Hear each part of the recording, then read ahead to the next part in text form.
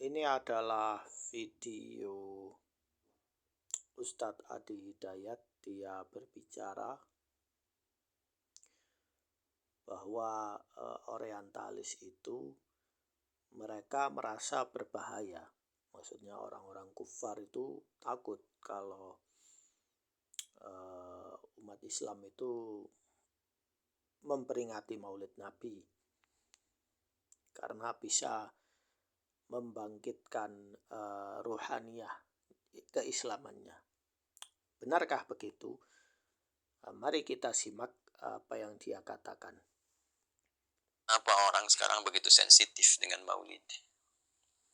Dulu, waktu masa-masa kemunduran, suasana berbangsa itu sedang lemah, sedang kurang baik. Para ulama menyimpulkan bahwa ini ada kesadaran berislam yang kurang. Figur keteladanan tidak banyak muncul. Orang bingung siapa yang mau diteladani. Nah, dia bilang bahwa dulu, masa dulu ya, siapa yang mau diteladani.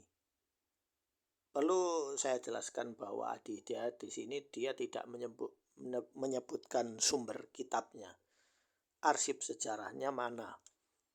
Kalau kalian lihat video saya akan menyebutkan arsip sejarahnya. Dia tidak menyebut, dia hanya pintar berbicara saja. Bagus. Tetapi apakah ini ada sumbernya? Lanjut. Melihat pemimpin demikian, melihat tokoh-tokoh seperti ini, keteladanannya tidak maksimal, maka dipikirkanlah kemudian oleh ulama-ulama tertentu pada masa itu untuk menghadirkan kembali ruhiyah keteladanan Rasulullah SAW, Sayyidina Muhammad. Maka dihidupkan itu karena tidak ada satupun orang Islam yang akan menyoal Nabi. Gak ada orang Islam yang tidak gembira dengan kelahiran Nabi. Maka dihimpunlah menjadi satu algoritma, yang dengan algoritma itu diharapkan menghidupkan lagi kesadaran dengan mencintai Nabi, menumbuhkan kemudian semangat berislam dengan baik. Maka dikumpulkan di majlis-majlis, diawali dengan pengenalan Nabi, dikisahkan sejarah tentang Nabi, ajaran-ajaran Nabi. Di situ kemudian mau mendengar lagi. Jadi ternyata menghidupkan jiwa itu yang paling sulit. Ketika jiwanya sudah hidup, diajak sholat lebih mudah, baca Quran lebih mudah. Masalahnya orang yang maulid itu, mereka maulid semangat, tetapi ketika sholat tidak semangat. Lapangan sepak bola lebih ramai daripada masjid. Kemudian tempat hiburan, ya, bahkan menjadikan maulid itu sebagai ajang hiburan, ya, mengundang wanita-wanita untuk bernyanyi. Kenapa Ustadz Adi Hidayat tidak berkomentar soal ini? Sejak jihad itu nggak dipanggil pun sudah bertanya kapan bisa berjihad. Itulah yang mengantarkan pada pembukaan Palestina di masa itu. Saya mengamati, boleh jadi ada pemikir-pemikir di orientalis di masa-masa terdahulu yang menganalisis ini, yang menyimpulkan bahwa maulid ini satu perangkat yang dimungkinkan bisa mengaktifkan kembali spiritual orang Islam secara kolektif sehingga berpotensi mendapatkan kejayaannya. Itulah kemudian yang memunculkan isu-isu sensitif, seakan-akan kalau bicara maulid beda, kalau bicara maulid disoal. Sahabat pun tidak merayakannya. Mereka lupa ini tradisi, bukan ibadah mahdah. Tradisi itu orang, semua ulama sepakat semuanya, sepanjang tidak bertentangan dengan syariat maka dia diterima. Bahkan dalam satu tempat bisa menjadi hukum al-adatul muhakkamah, ya. Jadi saya kira tradisi yang baik ini ekspresinya bisa berbeda-beda. Di daerah kami, di sekitaran Mira, bagaimana masyarakat itu bisa menabung. Intinya dia di sini tidak menyebutkan data siapa saja orientalis itu yang takut dengan ritual ini. Maulid itu dianggap sama orang ritual ibadah, bukan hanya adat biasa saja, bukan. Nah, apakah orang kufar takut dengan peringatan ini? Kalian simak video saya sampai selesai dan akan saya buktikan justru orang-orang kafir itu tetap ingin acara ini ada. Loh, kok bisa? Ya, akan saya jelaskan. Simak sampai selesai.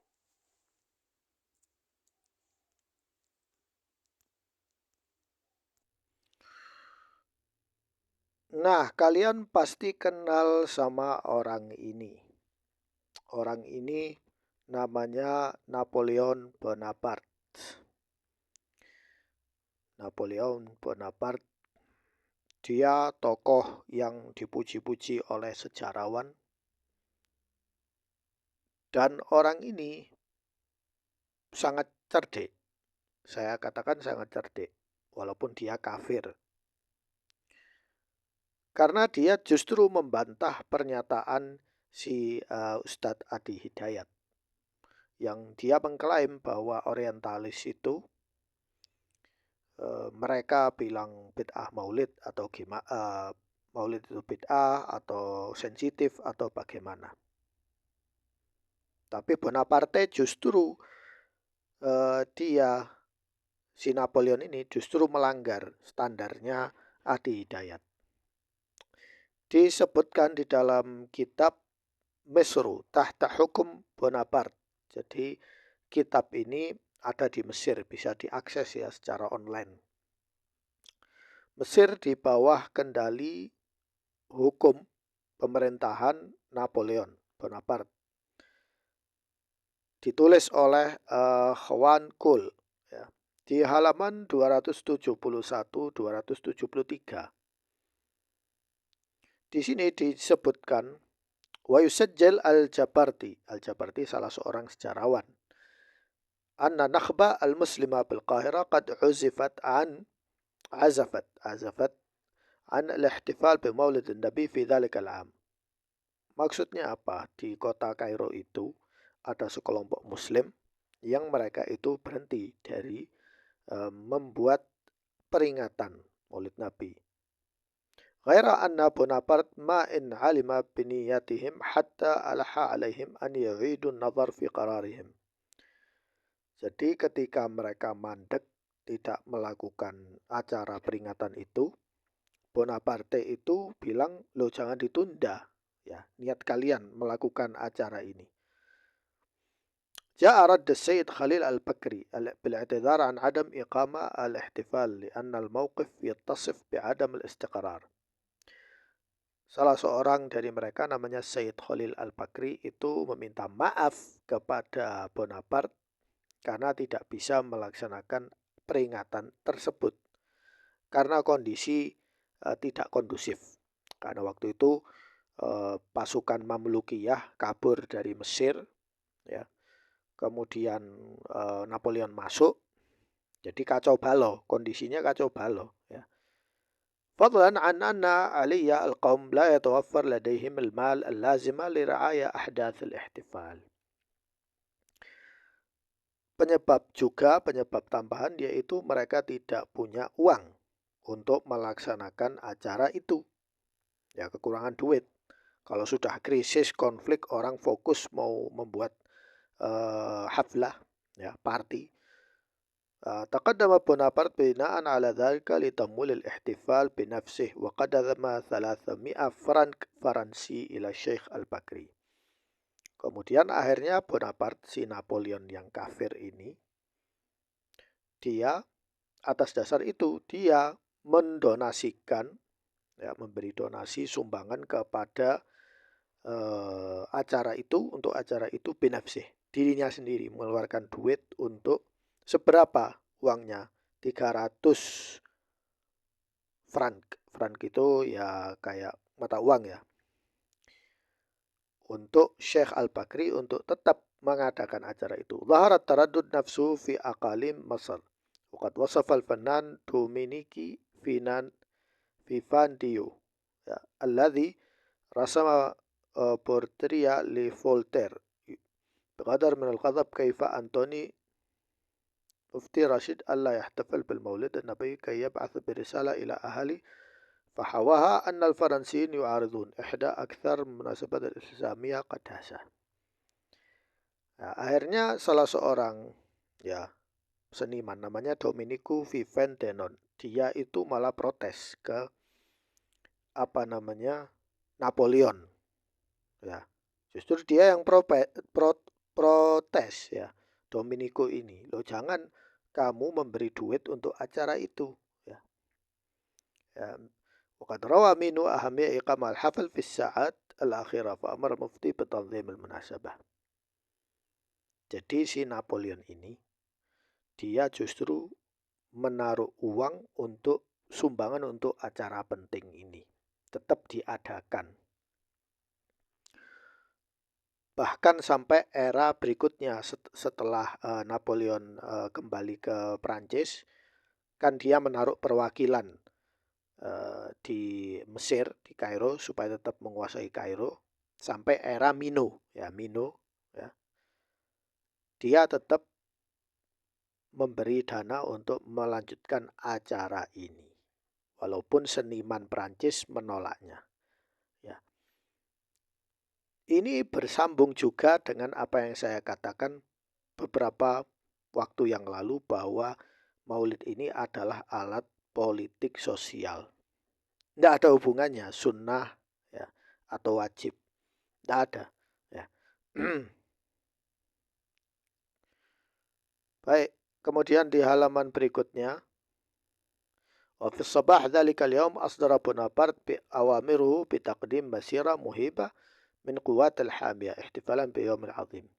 Nah, kemudian akhirnya si Napoleon ini membuat perintah ya, surat perintah untuk melakukan karnaval, masira. Masira itu karnaval. Ya. Untuk merayakan ini ya. Yaumul Azim ya.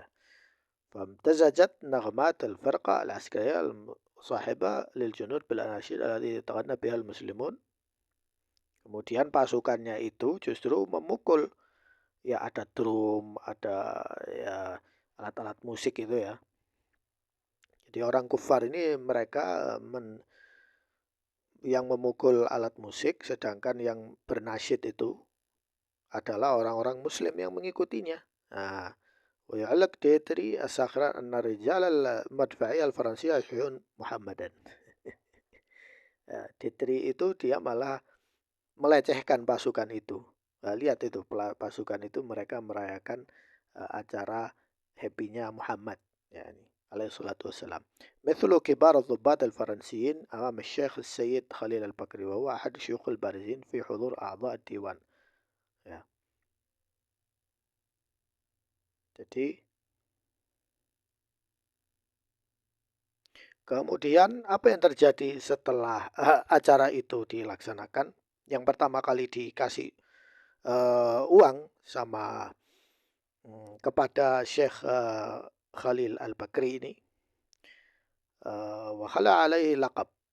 Jadi si Syekh tadi ini ya diberi hadiah oleh si kafir ini Napoleon Me'taf. Me'taf itu semacam kot ya, jadi semacam kayak jubah ya. Dari al-farra al-thamin. Farra itu semacam rambut ya, rambut bulu dari hewan khusus. Itu biasanya dipakai di musim dingin. Wa khala alaihi laqab Naqibul Ashraf. Dia pun diberi julukan Naqibul Ashraf. Ai za'im jama'ah yatataba'a a'dhahu wa usulum ila Rasul. Maksudnya dia akhirnya diberi jabatan ya, bahwa dia ini Naqibul Ashraf. Ya, beri jabatan ya si kafir ini. Waqad manaha Syekh Al-Bakri hadha al-laqab ba'da safar hamilu sabiq Syekh Umar Makram ila Suriah. Sebelumnya Syekh Al-Bakri ini mendapat julukan ini dari Syekh Umar Makram saat di Suriah. Wa yaqumul ashraf al-maz'umun alladhi yantasibuna ila tabaqah al-ijtima'iyyah tuhadha bit-takrim.